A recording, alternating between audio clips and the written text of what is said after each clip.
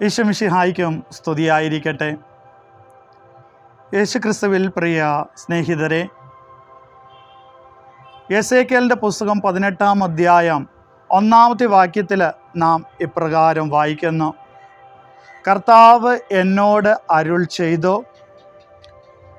പിതാക്കന്മാർ പൊളിക്കുന്ന മുന്തിരിങ്ങ തിന്നു മക്കളുടെ പല്ല് പൊളിച്ചു എന്ന് ഇസ്രായേൽ ദേശത്തെക്കുറിച്ചുള്ള ഈ പഴമൊഴി നിങ്ങൾ ഇപ്പോഴും ആവർത്തിക്കുന്നത് എങ്ങനെ?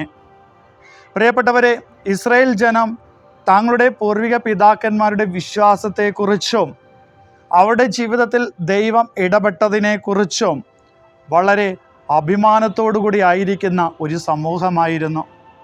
ഉദാഹരണത്തിനായിട്ട്, തങ്ങളുടെ പൂർവിക പിതാവായ അബ്രഹാം വിശ്വാസത്തിൻ്റെ പിതാവ് എന്നറിയപ്പെടുന്നു.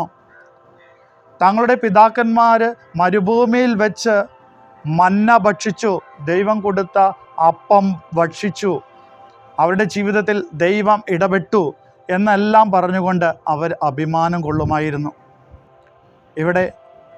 ഇവിടെ ദൈവം വളരെ വ്യക്തമായിട്ട് പറയുകയാണ്, നിന്റെ രക്ഷയ്ക്ക് വേണ്ടിയിട്ട് പ്രവർത്തിക്കുക എന്നുള്ളത് നിൻ്റേതായിട്ടുള്ള കർത്തവ്യമാണ്, ഉത്തരവാദിത്തമാണ്. നിങ്ങളുടെ പിതാക്കന്മാരുടെ ജീവിതത്തിൽ ദൈവം എങ്ങനെ ഇടപെട്ടു എന്നതിലല്ല, നിങ്ങൾ എങ്ങനെ ജീവിക്കുന്നു എന്നുള്ളതിലാണ് നിങ്ങളുടെ രക്ഷ എന്നുള്ളത്. ആയതിനാൽ നമ്മുടെ രക്ഷയ്ക്ക് വേണ്ടിയിട്ട് പ്രവർത്തിക്കുന്ന വ്യക്തിത്വങ്ങളായി നാമായി മാറണം. നിൻ്റെ രക്ഷയ്ക്ക് നീ തന്നെ പ്രവർത്തിക്കണം. ആയതിനാൽ ഈ കൃപയ്ക്ക് വേണ്ടിയിട്ട് നമുക്ക് പ്രാർത്ഥിക്കാം. ദൈവം നിങ്ങളെ അനുഗ്രഹിക്കട്ടെ.